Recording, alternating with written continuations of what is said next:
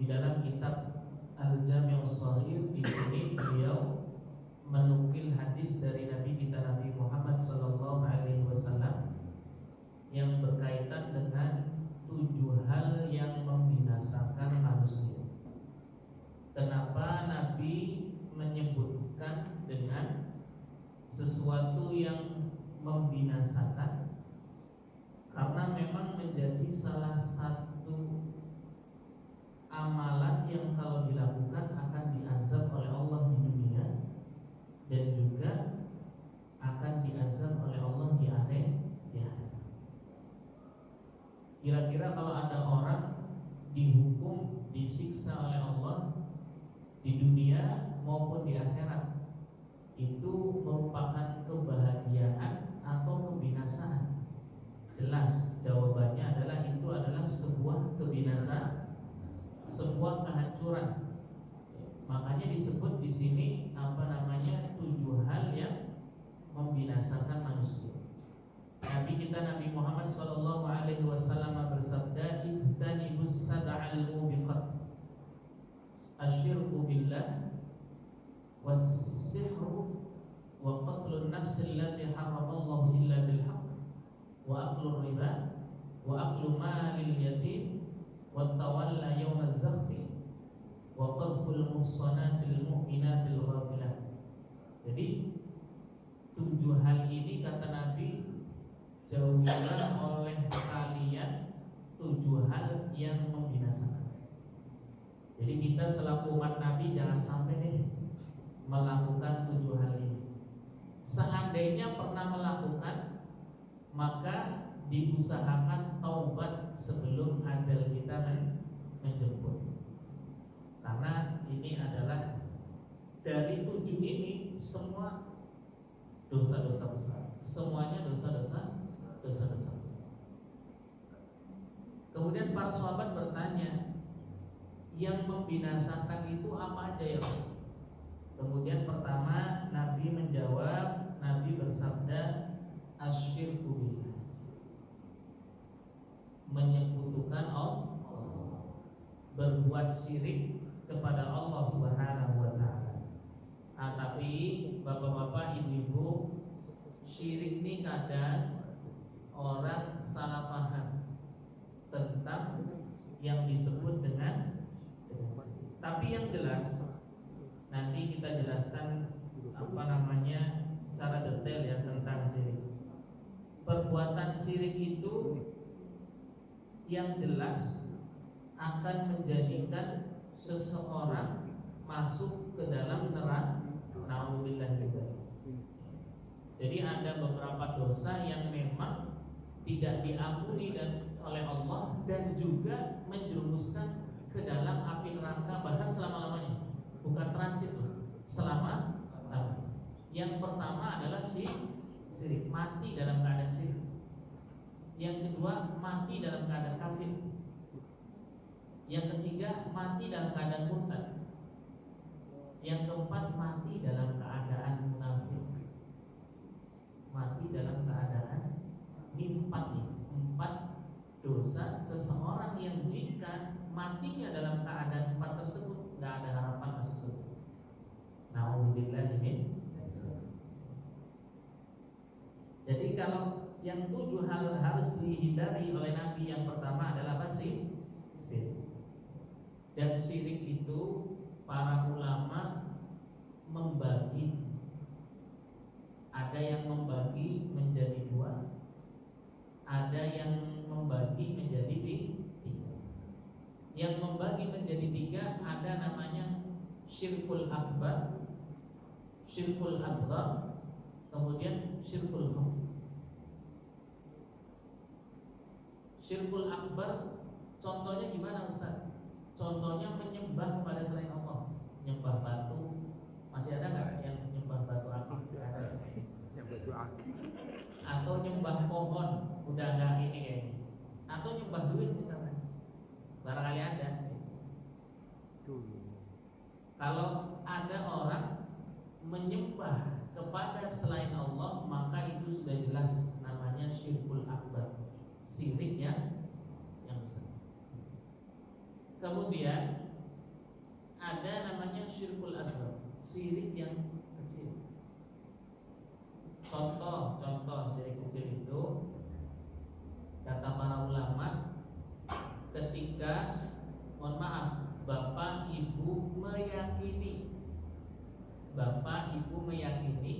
bahwasanya api bisa membakar, itu syirik kecil. Bapak ibu meyakini kalau api itu bisa apa? Membakar. Ini syirik asghar. Tidak menjadikan orang keluar dari Islam, tapi dia melakukan kesyirikan, tapi syirik kecil. Atau meyakini kalau api diberi kekuatan supaya bisa membakar, diberi kekuatan oleh Allah supaya bisa membakar. Ini juga keyakinan yang bid'ah. Nah, ini dibalut keyakinan yang apa? Yang bid'ah. Karena dulu zaman Nabi nggak ada keyakinan kayak gitu. Terus keyakinan yang benar gimana Ustaz? Keyakinan yang benar, api itu tidak mungkin bisa membakar kecuali atas izin dan kehendak Allah. Itu keyakinan yang atau ada orang meyakini itu ada orang mohon maaf meninggal karena ketabrak motor. Nah, ini syirkul asghar. Ini namanya apa? Syirik kecil. Kalau ada orang meyakini mati karena apa? Ketabrak motor. Sebab banyak yang ketabrak motor nggak mati juga. Berarti kan bukan karena sebab ketabraknya, bukan. Memang kebetulan ketika ditabrak malaikat Israil nyambut apa? Nyambut nyawa. Kalau nggak nyambut ya paling cuma patah tulang gitu. Itu syirkul asghar. Ada juga misalkan seseorang meyakini dengan makan bisa menjadi kenyang. Ini juga termasuk syirkul asghar. Karena yang memberikan kekenyangan apa? Allah. Makanya kalau ada orang mohon maaf makan gak kenyang-kenyang ya wajar. Memang secara akidah itu makan belum tentu bisa mengenyangkan. Ada nggak tuh orang makan gak kenyang-kenyang? Karena sebenarnya yang mengenyangkan Allah Subhanahu. Buktinya Nabi Yunus di dalam perut ikan selama 40 hari nggak makan dan nggak minum, tapi beliau diberi kekenyangan oleh Allah Subhanahu.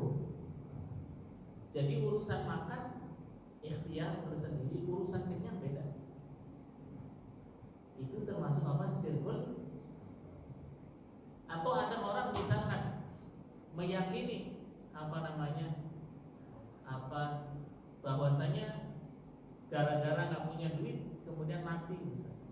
Itu juga keyakinan yang berbahaya. Walaupun ada tuh kata-kata biasanya gini, memang Ustaz duit nggak dibawa mati, tapi kalau nggak punya duit rasanya pengen mati. Tapi walhasil kita sebagai orang Islam harus punya keyakinan yang pakem, Jadi kalau misalkan meyakini api itu bisa membakar, syirkul asghar, syirik kecil. Kalau meyakini api itu diberi kekuatan kemudian bisa membakar, itu namanya pemikiran yang benar. Pemikiran yang benar, api itu bisa membakar atas izin dan kehendak Allah. Seandainya kalau ada orang mengucapkan hal tersebut tapi hanya ucapan kebiasaan saja, wah itu bakalan tuh karena api, tapi bukan sebuah keyakinan, kebiasaan orang ngomong, nah itu nggak apa-apa, nggak salah. Alhamdulillah tadi habis makan jadi kenyang gitu, tapi hanya sebagai kebiasaan manusia itu mengucapkan hal tersebut, itu tidak menjadi syirik, karena itu hanya kebiasaan ucapan manusia. Tapi yang menjadi keyakinan itulah itu yang berbahaya. Saya alhamdulillah Ustaz, sakit berobat sama dokter bulan sembuh. Nah ini nanti dulu nih, meyakini dokter itu yang menyembuhkan atau hanya kemudian Allah memberikan kecocokan dengan berobat kepada dokter itu, Allah kasih kesembuhan. Kalau memang meyakini dokter itu yang bisa menyembuhkan, waduh bahaya. Orang kadang kita datang aja masih ditanya yang dirasa apa. Belum tahu dia. Kalau memang benar-benar bisa menyembuhkan harusnya udah tahu. Kemudian ada namanya syirkul khafi, syirik yang samar-samar. Syirik yang samar itu ibadah riya, ibadah dalam keadaan riya. Misalkan ada seseorang lagi main ke calon mertua, sholat duha, Allah, sholatnya khusyuk, biar wah ini benar nih calon mantu saya, memang benar-benar orang baik. Kalau ada orang melakukan ibadah apapun dalam keadaan riya, maka berarti dia melakukan syirkul khafi, syirik yang samar yang jarang orang ada yang tahu. Ngertinya itu hal yang biasa. Makanya hati-hati. Allah pun mengatakan celaka bagi orang yang sholat yang mana sholatnya ditunda-tunda dan juga sholatnya dalam keadaan riya. Fawailul lil musallin alladzina hum an sholatihim sahun alladzina hum yura'un. Kemudian ada juga yang membagi syirik itu hanya ada dua, ada syirkul akbar, ada syirkul asghar. Tapi syirkul akbarnya dibagi menjadi tiga. Ada syirik yang terkait dengan penyembahan, jadi nyembah kepada selain Allah.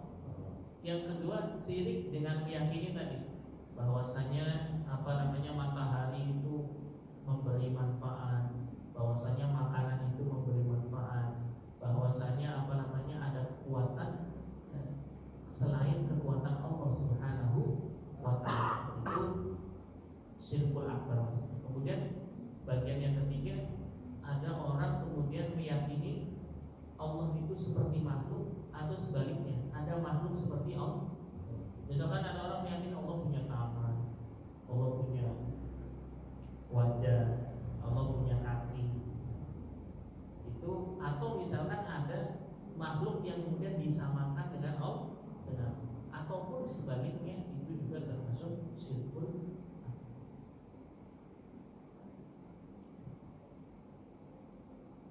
Nauzubillah, jangan sampai kemudian kita terjerumus di dalam perbuatan syirik. Ustaz, kalau punya keris gimana?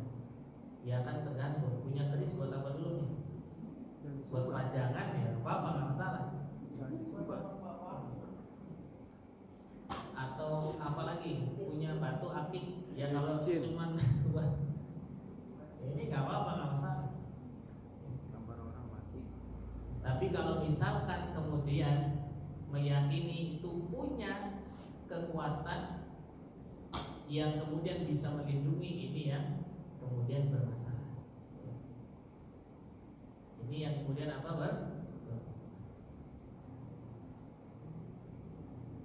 Kenapa Ustaz tadi kok nyari contohnya makanan dulu, ketabrak motor? Iya, karena kalau masalah keris kayaknya akhir-akhir ini udah gak laku gitu kan. Keris, batu, apalagi kayaknya udah gak begitu lah. Nyembah pohon juga kayaknya jarang. Yang sekarang itu yang paling ditakutkan nyembah jabatan atau nyembah atasan. Karena orang ketika ditelepon sama atasannya, takut banget gitu kan. Wah, samik mewah, atau ketika dengar azan nanti dulu berkomat. Bukan berarti nggak boleh ya, kemudian profesional di dalam pekerjaan boleh.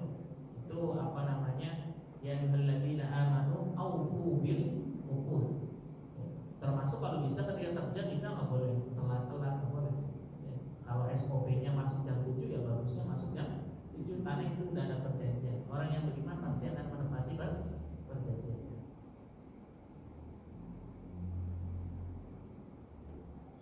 Dan memang kita hidup di akhir zaman itu seperti itu, Pak. Kadang kita di rekening tinggal berapa itu was-was gitu. Was-wasnya beda. Beneran? Kalau dulu perasaan saya di pesantren biasa aja, nggak punya duit biasa aja, pasti makan. Kalau kemudian sekarang banyakkan orang pasti sebagai manusiawi pasti ada rasa ya, ketika saldo menipis itu dapat lagi.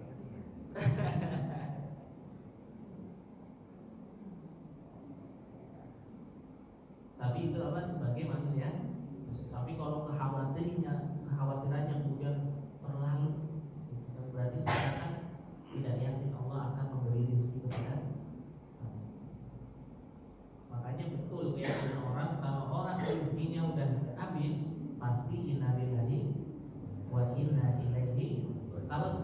masih hidup berarti rezekinya masih apa?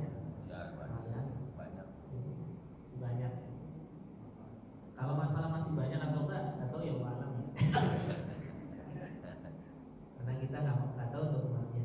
Tapi yang jelas jangan khawatir. Ketika kita masih hidup, maka hakikatnya Allah masih mempersiapkan rezeki. Jadi pertama kata Nabi yang harus dihindari apa Bapak Ibu? Itu di dalam Al-Quran itu disebutkan innallaha la yaghfiru an yushraka bihi wa yaghfiru ma duna dzalika liman yasha wa man yusyrik billahi faqad iftara itsman 'azima. Allah tidak mengampuni dosa seseorang yang berbuat syirik kalau dilakukan sampai mati. Kalau sebelum mati taubat, maka dia tetap akan masuk ke dalam surga.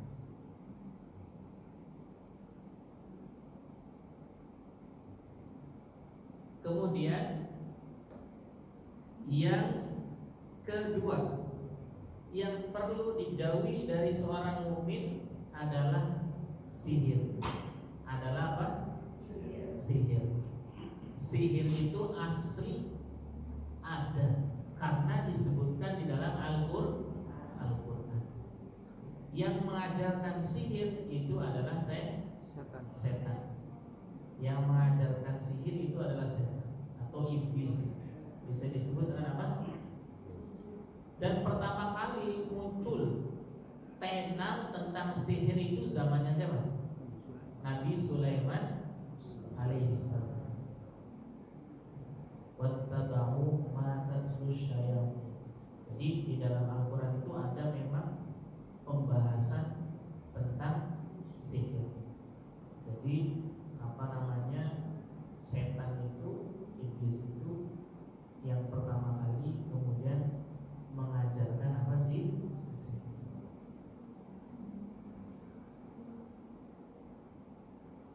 Wattaba'u ma tatlu syayatin ala mulki Sulaiman wa ma kafara Sulaiman walakinna syayatin alladzina kafaru wa yu'allimuna an-nasa sihr. Jadi para setan itu yang kemudian mengajarkan apa sih? Sihir. Tapi sihir secara benar-benar sihir. Karena ada sihir dari segi bahasa, ada sihir dari segi istilah. Kalau dari segi bahasa, omongan saya pun bisa jadi sihir. Inna fil kalami la sihr. Sesungguhnya di dalam ucapan manusia itu terkadang mengandung sihir. Contoh, Bapak ngaji belajar sama saya, nggak kepikiran utang, berarti lagi kena sihir. Kalau memang punya utang, yang dipikirin apa yang diomongin sama ustaz, berarti dia kena sihir. Yang paling hebat sihir dengan ucapan adalah sales. Sales itu bisa mensihir apa? Pelanggan. Wah, ini mobilnya bagus ini, irit. Wah, itu bisa sihir. Makanya kalau seseorang kemudian punya travel umroh gitu kan, kalau bisa ya jangan banyak ngajak ustaz, banyaknya ngajak sales gitu. Karena sales ini dari segi mempengaruhi sihirnya lebih hebat. Tapi yang dimaksud sihir ini bukan sihir, tapi yang dimaksud ini benar-benar sihir yang kemudian menggunakan kekuatan setan. Kalau kodam gimana Ustaz? Kan biasanya ada tuh orang punya kodam. Tergantung. Memang kodamnya dicari atau kodamnya datang sendiri. Kalau yang dicari ini yang bahaya.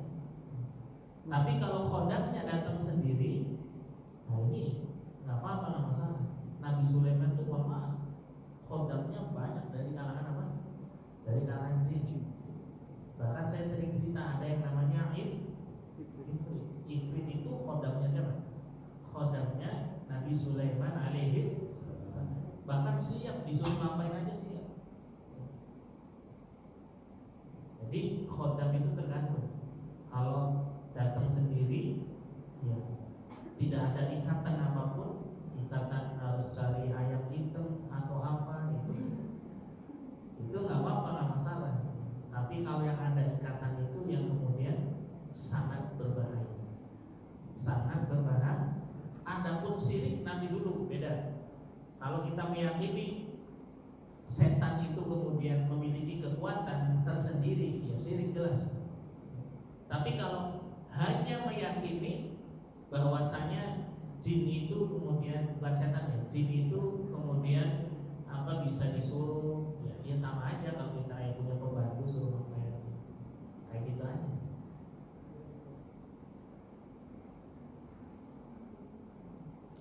Dan sihir ini bapak-bapak, ibu-ibu, jangankan sekelas orang awam, sekelas ulama saja bisa kena sihir.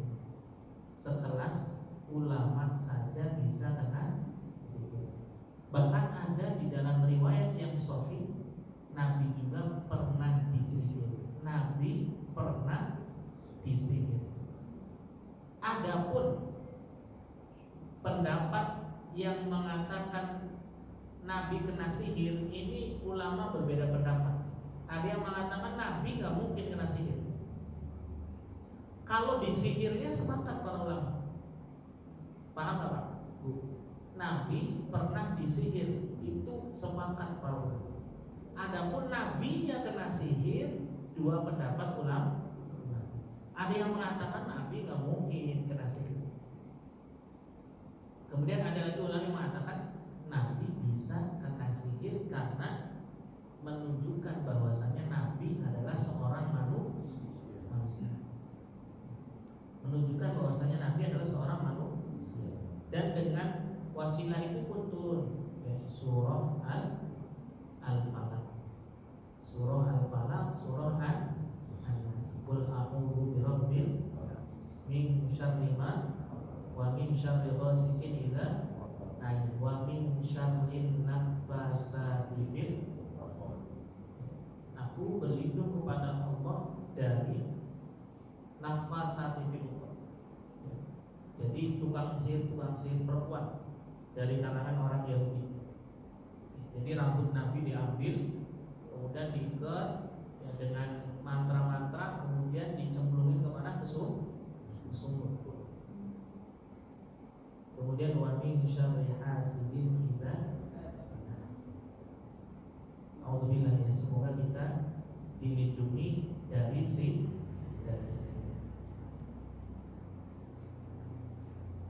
Adapun santet beda cerita.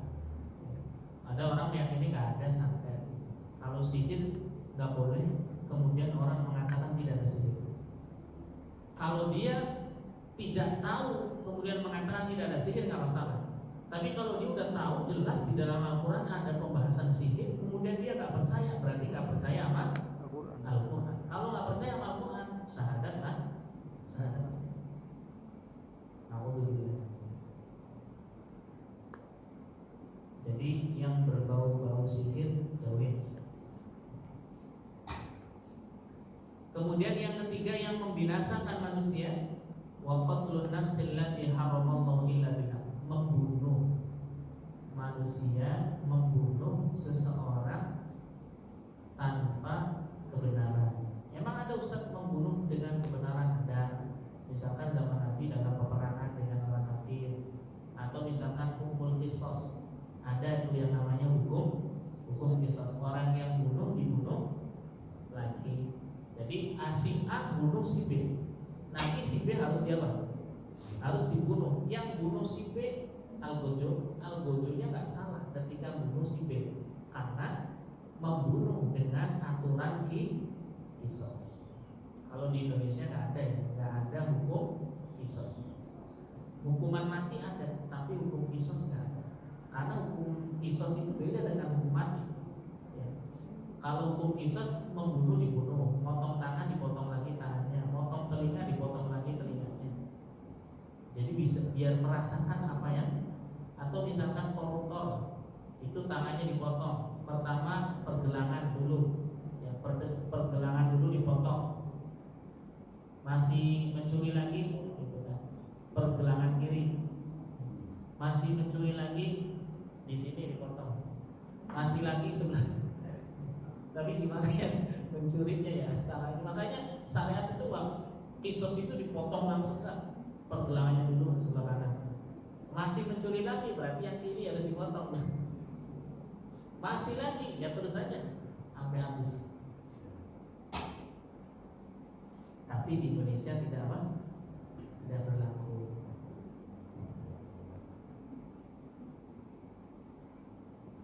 Itu yang ketiga, apa namanya, membunuh manusia yang diharamkan oleh Allah Subhanahu wa taala tanpa benar. Nah, itu termasuk sesuatu yang biasa. Jadi pertama syirik, sihir, kemudian membunuh manusia. Yang keempat, wa aklur riba, memakan harta riba. Ini tidak berlaku bagi peminjam. Ini tidak berlaku bagi apa? Bagi peminjam. Wa aklur riba ini tidak berlaku bagi peminjam. Jadi dosa makan harta riba itu bukan bapak-bapak ibu-ibu pinjam di mana? Pinjam di bank, enggak. Yang menikmati hasilnya itu yang disebut dengan aklur. Kalau bapak malah tekor, kalau misalkan pinjam di bank itu nggak ada urusan. Yang diancam aklur riba itu, ingat bahwa bapak yang meminjamkan, yang punya apa namanya, punya duit. misalkan ada bank keliling ya, nah itu yang punya bank keliling. Kalau kitanya pinjam, gitu, apalagi di kampung banyak pinjam, dia nggak termasuk. Tapi berdosa. Tapi enggak disebut dengan akil riba, tapi tetap dia mendapatkan dosa. Dosanya dari apa Ustaz? Karena mensupport usaha. Iya, iya. Enggak masuk akil ribanya, tapi kemudian dia berkecimpung di apa namanya riba itu. Jadi besar. Gara-gara dia jadi besar. Kemudian menjadi besar gitu loh. Dosanya di situ, tapi dia nggak masuk dosa makan ribanya. Jadi harus dibedakan ini apa aklur riba dengan apa namanya, dengan dosa membantu. Jadi kalau kata para ulama, yang pinjam riba itu dia dosanya gara-gara ta'awan, saling menolong, mensupport. Kalau aklur ribanya enggak, dia makan ribanya dari mana? Marah dikurangi, dia pinjam sekian, dapatnya sekian.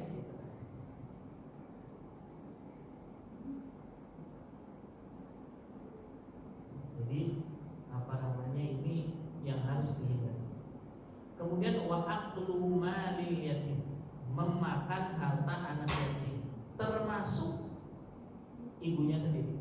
Termasuk ini jarang ada orang, misalkan ada bapak, ada ibu, punya anak, bapaknya meninggal dunia. Mohon maaf, dibagilah waris. Anaknya dapat jatah, ibunya dapat jatah. Kemudian seandainya nih harta anak ini kemudian dimakan oleh ibunya sendiri, termasuk memakan harta anak. Beda kalau dikelola, kemudian dia ngambil sesuai dengan kebutuhan, itu nggak apa-apa, nggak masalah. Tapi kalau dengan boleh misalkan, karena ini terjadi Pak, zaman Nabi SAW ada sahabat ikut perang, kemudian mati dalam keadaan syahid bersama Nabi. Kemudian ibunya ini rumahnya diambil, apa yang diambil, nikah lagi sama laki-laki lain. Akhirnya pas lebaran ini anak yatim, yang lain punya baju baru, pakaian baru, dia nangis di pojokan. Kemudian Nabi keluar, ketemu sama anak yatim tersebut. Kenapa ente menangis? Iya, bapak saya meninggal perang bersama Nabi. Tapi dia nggak tahu nih yang ngajak ngobrol itu Nabi Muhammad Shallallahu Alaihi Wasallam. Kemudian ibu saya nikah lagi, rumahnya diambil, hartanya diambil. Jadi ada hal seperti itu. Kemudian kata Nabi, udah sekarang ente anak-anak, sekarang kamu anak saya. Kemudian adiknya Sayyidah Fatimah, wah gila, dikasih baju sama Nabi, wah senang. Diajak makan di rumah Nabi. Pas keluar dari rumah Nabi, nggak nangis lagi, dia girang. Teman-temannya nanya, kenapa ente tadi nangis, kemudian sekarang girang? Iya, siapa yang nggak girang? Dia aku anak sama Nabi Muhammad Sallallahu Alaihi Wasallam.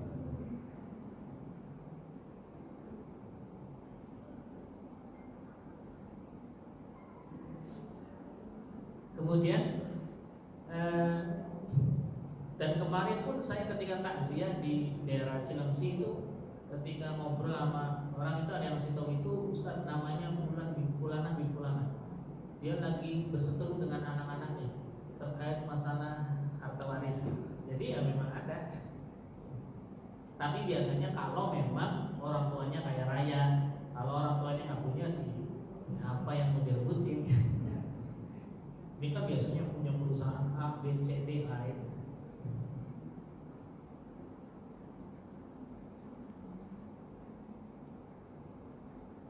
Jadi makanya kata Allah bijaksana, innal ladzina ya'kuluna amwalal yatama zulman innama ya'kuluna fi butunihim naran wa sayaslawna sa'ira. Orang yang memakan harta anak yatim dengan zalim, kalau nggak zalim ya nggak apa-apa, nggak masalah. Misalkan ada lembaga yatim dan duafa, dia perlu gaji guru, dia perlu gaji staf, yaitu memakan tapi tidak dalam keadaan zulm. Jadi yang keempat yang perlu dijauhi dari hal yang membinasakan makan riba. Yang kelima makan harta anak yatim.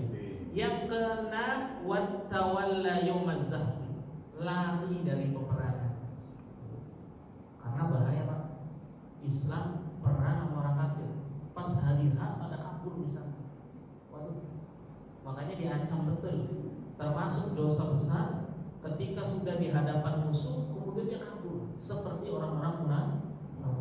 Ini termasuk dosa besar. Kalau kita ya, kalau yang memang berjuang di Palestina itu ya, kalau udah berhadapan dengan orang Israel ya memang harus nggak boleh mundur. Adapun ngumpet beda cerita ya. Tapi kalau mundur ini yang berbahaya.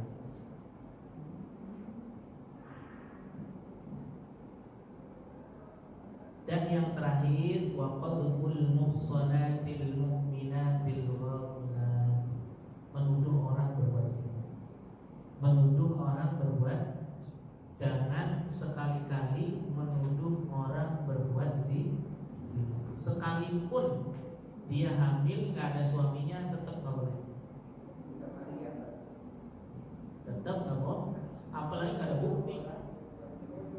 Makanya dulu terjadi zamannya Imam Malik rahimahullah. Imam Malik itu Imamul Haramain, imamnya tanah Mekah dan juga tanah Madinah. Imamul Hijaz, imamnya negeri Hijaz. Jadi dulu nggak ada Arab, adanya Hijaz, Hijaz itu ya pokoknya deretan Arab lah. Arab, Yordan itu, kemudian Yordan maksudnya ke sana. Dari Mekah, Jeddah sampai ke Yaman, itu disebut dengan apa? Dengan Hijaz. Itu zamannya Imam Malik, ada seorang perempuan ketika memandikan jenazah, mohon maaf, ketika membersihkan area tertentu, area vital, kemudian lisannya mengatakan, wah ini udah melayani berapa laki-laki. Karena memang masyhur perempuan yang meninggal itu memang pelacur, masyhur. Udah meninggal, dia nyetok, ini udah melayani berapa banyak orang. Mohon maaf, ketika mengucapkan kayak itu tangannya nggak bisa lepas. Dari Tangannya nempel dari bagian vital perempuan tersebut. Wah, geger ulama se-Hijaz. Akhirnya ulama pun debat, wah ini tangannya yang hidup nih yang harus dipotong, menghormati yang sudah mati. Ini yang matinya yang harus dipotong, menghormati yang Wah, debat. Akhirnya ulama, wah ini ada Imam Malik nih, ulama muda berkarisma, alim. Akhirnya Imam Malik dipanggil. Ketika dipanggil, Imam Malik minta, saya pengen ngobrol berdua sama orang perempuan itu. Akhirnya ditanya tuh empat mata, apa yang ente ucapkan ketika memandikan jenazah perempuan ini? Akhirnya perempuan itu jujur, ketika memandikan bagian vital, saya mengucapkan udah berapa laki-laki nih yang dilayani. Berarti itu menuduh atau enggak? Menuduh dia. Makanya disebut nanti dengan hukum qadzaf. Hukum apa? Wah, kata Imam Malik benar. Berarti ente harus dicambuk 80 kali. Jadi kalau ada orang menuduh seseorang berbuat zina, tidak bisa mendatangkan bukti, tidak bisa mendatangkan saksi, orang tersebut tidak terima, nanti bisa yang kena hukuman kita. Kebalik. Hukumannya apa? Dicambuk 80. Akhirnya dicambuk tuh sekali, 2 kali nggak lepas, 70 kali nggak lepas, 79 belum lepas. Pas pukulannya ke berapa? Ke 80 jeder baru tangannya bisa kan? Karena dia sudah dihukum dengan hukum qadzaf.